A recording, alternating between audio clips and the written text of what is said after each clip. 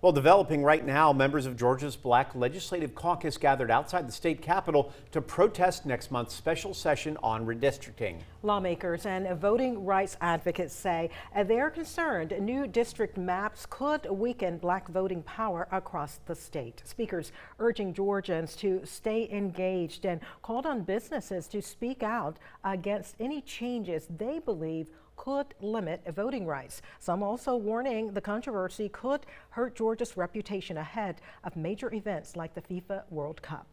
Being called on June 17th to redraw the maps, not only at the United States federal level, but these will also be state level maps. So we're talking like my seat, Senate, House.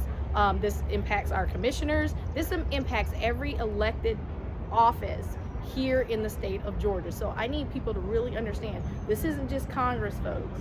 This is all of the representation, all the elected representation that we have here in the state of Georgia, and that is the map that we will be redrawing.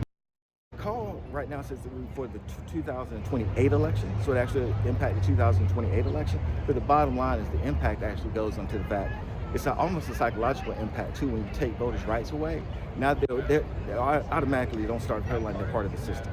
They don't feel like they're part of the system. So that's the impact right there automatically, whether it actually kicks in 2028 or not.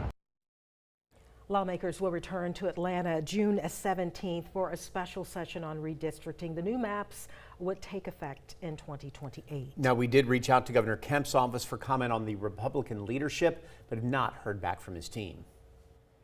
South Carolina lawmakers expecting Governor Henry McMaster to call a special legislative session sometime today. While the session can take only on any topic. Now, the main reason for lawmakers to potentially redraw the state's congressional districts. Our sources telling us the governor is expected to make that call around 5:01 p.m. today, 1 minute after the current legislative session is over.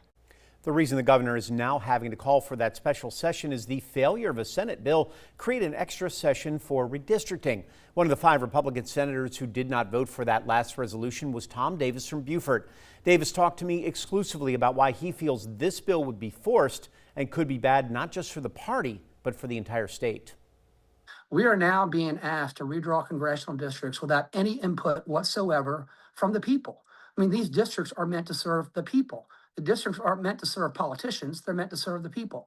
And so we're rushing through to pass maps with zero public input, with zero public hearings from around the state, with zero, consideration for what people feel like are fair and representative districts. And so I don't know what's going to happen on the floor of the Senate. I'm going to make the arguments that I think are the right arguments. And at the end of the day, we'll take a vote and we'll see what happens.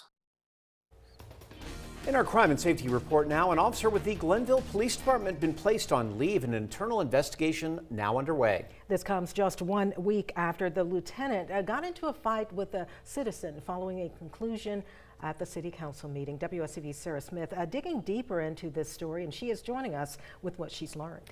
Well, Tina, Andrew, Lieutenant Glenn Boyd is the officer who was placed on leave. On May 5th, he had gotten into a verbal fight with a citizen, Justin Infinger, after a council meeting, but it turned physical when Boyd tried to remove Infinger from the council room. So I did yell at you and I called you. All right, now leave. Get out. Glenn.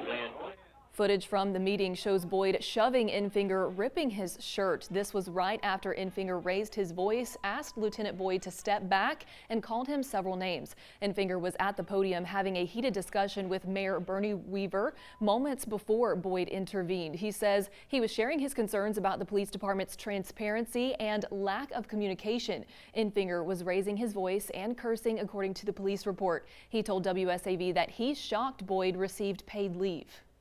I wish I worked for a company that I could do something so asinine and then get a paid vacation. So however that became a law that they could be suspended with pay, that's ridiculous. The internal investigation into Boyd's actions is ongoing, and we did reach out to the lieutenant for comment but haven't heard back. Now, Infinger also shared concerns regarding the police department's post-training. I'm told by the city clerk the department is up to date on all training except de-escalation. She tells me that class has been scheduled. Sarah Smith, WSAV News 3, on your side. Sarah, thank you. Following up now, a Chatham County grand jury indicting a teenager for murder after a deadly shooting on Northgate Drive. Prosecutors say on February 12th, Nasir Clark shot and killed Akpenny Tekte. Police arrested Clark a short time later. He's now charged with malice murder, felony murder, and additional crimes. It is not clear what led to the shooting. Clark is being charged as an adult. A grand jury has also indicted a woman accused of killing a man on a bike in a hit and run. Prosecutors say in September 2024, Makaria Gibbons struck Jonathan Dover near the intersection of Durin Avenue and Bull Street. She kept driving, according to investigators. She is charged with homicide by vehicle, hit and run, speeding, and tampering with evidence.